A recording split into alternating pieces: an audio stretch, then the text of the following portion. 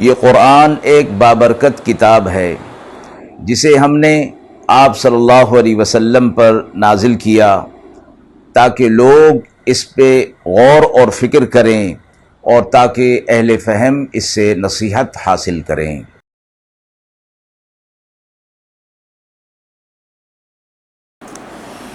بسم اللہ الرحمن الرحیم۔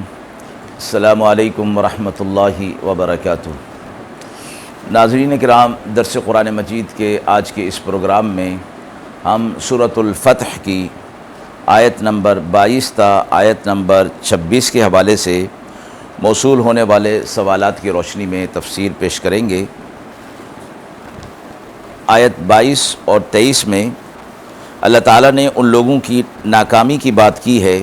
جو آپ صلی اللہ علیہ وسلم کے خلاف لڑنے کی کوشش کریں گے۔ آج کے دور میں مسلمان کس طرح ان آیات سے سبق حاصل کر کے دشمنوں کے خلاف اللہ کی مدد اور نصرت پر بھروسہ کر سکتے ہیں۔ آیت 24 سے 26 میں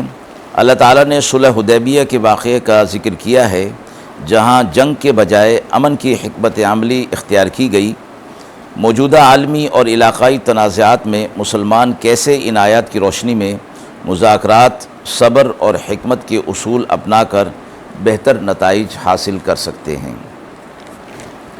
اعوذ باللہ من الشیطان الرجیم، بسم اللہ الرحمن الرحیم۔ وَلَوْ قَاتَلَكُمُ الَّذِينَ كَفَرُوا لَوَلَّوُا الْأَدْبَارَ ثُمَّ لَا يَجِدُونَ وَلِيًّا وَلَا نَصِيرًا سُنَّةَ اللَّهِ فِي الَّذِينَ خَلَوْا مِن قَبْلُ سُنَّةَ اللَّهِ الَّتِي قَدْ خَلَتْ مِن قَبْلُ وَلَن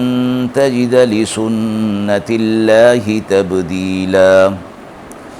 وَهُوَ الَّذِي كَفَّ أَيْدِيَهُمْ عَنكُمْ وَأَيْدِيَكُمْ عَنْهُمْ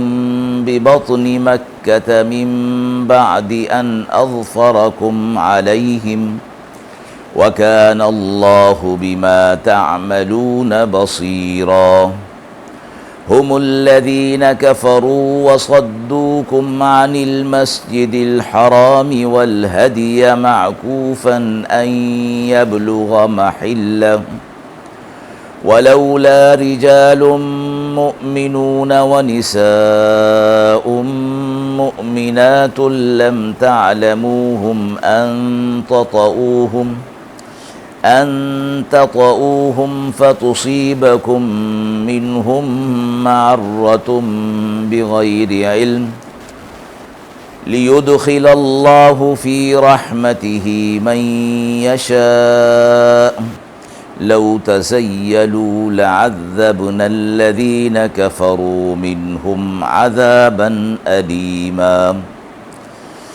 إذ جعل الذين كفروا في قلوبهم الحمية حمية الجاهلية فأنزل الله سكينته على رسوله وعلى المؤمنين وألزمهم كلمة التقوى وكانوا أحق بها وأهلها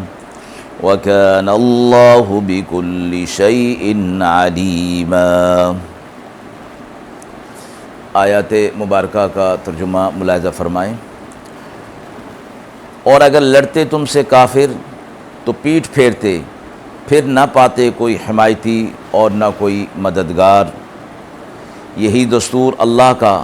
جو ہے وہ پہلے سے چلا آ رہا ہے، اور آپ ہرگز نہ دیکھیں گے اللہ کے دستور میں کوئی تبدیلی۔ اور وہی ہے جس نے روک رکھا ان کے ہاتھوں کو تم سے اور تمہارے ہاتھوں کو ان سے بیچ شہر مکہ کے، بعد اس کے کہ تمہارے ہاتھ لگا دیا ان کو، اور ہے اللہ جو کچھ تم کرتے ہو دیکھنے والا۔ یہ وہی لوگ ہیں جو کافر ہیں، اور روکا تمہیں مسجد حرام سے اور قربانی کو بھی کہ بند پڑی ہوئی ہے اس سے بات کہ پہنچے اپنی جگہ تک، اور اگر نہ ہوتے کتنے ایک مرد ایمان والے اور کتنی عورتیں ایمان والیاں جو تمہیں معلوم نہیں، یہ خطرہ کہ تم ان کو پیس ڈالتے، پھر تم پر ان کی وجہ سے خرابی پڑ جاتی بے خبری میں، کہ اللہ تعالیٰ کو داخل کرنا ہے اپنی رحمت میں جس کو چاہے گا، اور اگر وہ لوگ ایک دوسرے کی طرف ہو جاتے تو آفت ڈالتے، ہم کافروں پر دردناک عذاب کریں گے۔ جب رکھی کافروں نے اپنے دلوں میں نادانی کی ضد، پھر اتارا اللہ نے اپنی طرف کا اطمینان اپنے رسول پر اور اہل ایمان پر، اور قائم رکھا ان کو ادب اور تقوی کی بات پر، اور وہی تھے اس کے لائق اور اس کام کے، اور اللہ ہر چیز کا علم رکھنے والا ہے۔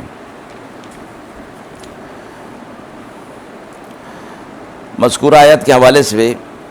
آیت 22 اور 23 میں اللہ تعالیٰ نے ان لوگوں کی ناکامی کی بات کی ہے جو آپ صلی اللہ علیہ وسلم کے خلاف لڑنے کی کوشش کریں گے۔ آج کے دور میں مسلمان کس طرح ان آیات سے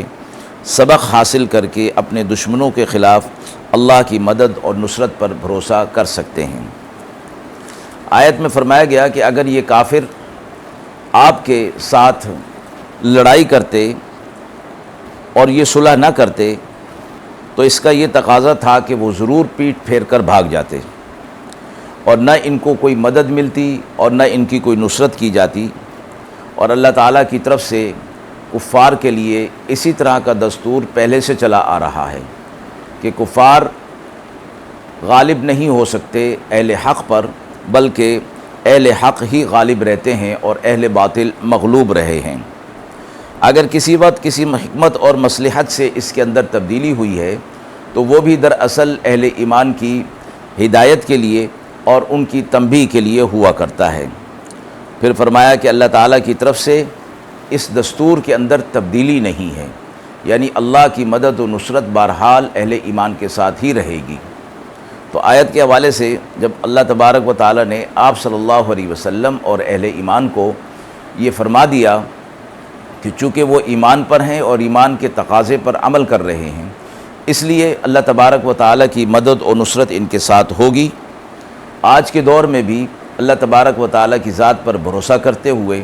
اور اپنے آپ کو دین پر ثابت قدم رکھتے ہوئے اللہ کی مدد اور نصرت کی امید دل کے اندر رکھنی چاہیے،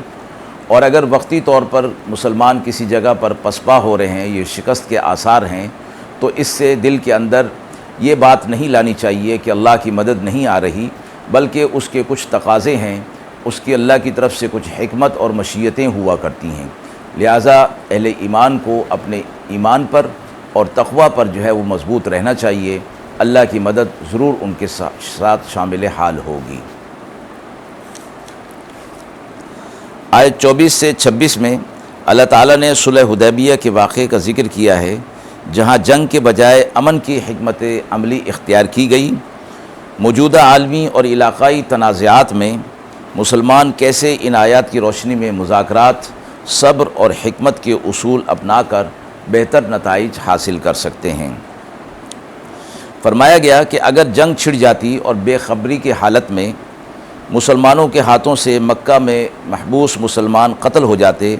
تو یہ ان کے لیے ایک عیب اور عار کی بات تھی کہ کفار ان کو عار دلاتے کہ اپنے ہی دینی بھائیوں کو انہوں نے مار ڈالا۔ اللہ تعالیٰ نے اس موقع پر مسلمانوں کے قلوب کے میں ایک تحمل پیدا کر دیا کہ جنگ نہ ہونے کا انتظام اس لیے فرما دیا کہ ان میں بہت سے لوگوں کا آئندہ چل کر اسلام قبول کرنا اللہ تبارک و تعالیٰ کے علم میں تھا۔ اللہ نے ان پر رحمت کی، اور جو مسلمان محبوس تھے ان کے لیے سارا رحمت کا سامان پیدا کر دیا۔ آیات سے یہ معلوم ہوتا ہے کہ جہاں ایک طرف اہل ایمان کو جہاد کی ترغیب دی گئی اور کفار کا قلع قمع کر کے اسلام کے راستے سے جو رکاوٹیں ہیں ان کو دور کیا جائے، لیکن ساتھ ہی یہ فرمایا گیا کہ حکمت اور حکمت عملی کو بھی مد نظر رکھا جائے کہ کیسے حالات ہیں، اور اگر اس وقت جہاد کیا جائے یا حملہ کیا جائے تو اس میں کیا نقصانات ہو سکتے ہیں۔ تو اس طرح کی حکمت عملی ہم اپنی زندگی کے اندر بھی اس کو اپنا سکتے ہیں، اور دیکھنا چاہیے ضروری نہیں کہ ہر وقت ایک ہی جیسے اقدام جو ہے وہ کیے جائیں، بلکہ مومن کے لیے کہا گیا کہ اس اس کے اندر اللہ کی طرف سے ایک فراست ہوتی ہے، اور مومن اپنی فراست کی بنیاد پر فیصلہ کیا کرتا ہے، اور پھر اس فراست کی بنیاد پر جو فیصلے ہوتے ہیں اللہ تبارک و تعالیٰ کی مدد اور نصرت بھی پھر ایسے ہی لوگوں کے ساتھ ہوا کرتی ہے۔ ناظرین کرام، ہم امید کرتے ہیں کہ پیش کی گئی تفسیر آپ حضرات کے لیے قابل اطمینان ہوگی۔ اس حوالے سے آپ کے بھی کوئی سوالات ہوں تو ضرور کمنٹ باکس میں دیجئے، انشاءاللہ ان کے جوابات دینے کی پوری کوشش کی جائے گی۔ وآخر دعوانا ان الحمد للہ رب العالمین۔